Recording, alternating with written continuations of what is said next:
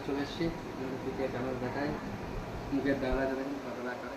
ভেন্ডি সিদ্ধ আছে, ঝাল সিদ্ধ, যুক্ত করে লাল আলু মাখা আছে। এটা দেখুন 5 বিশাল সবজি চিংড়ি দিয়ে, মোট দিয়ে, কুমড়ো দিয়ে দেখুন।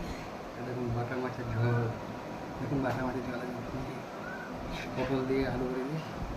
আর এখন চিকেন কষা আছে। অল্প পরিমাণ ভাত নিয়েছি প্রত্যেকদিন। চলুন খাওয়া শুরু করি। গরম একদম ভালো ভাত, চচ্চড়ি।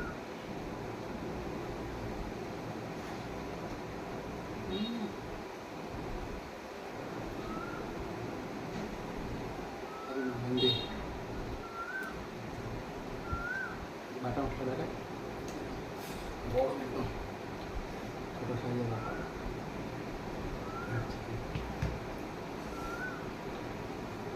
সবটাকে গরম আছে, খুব খাড়াই আছে তো।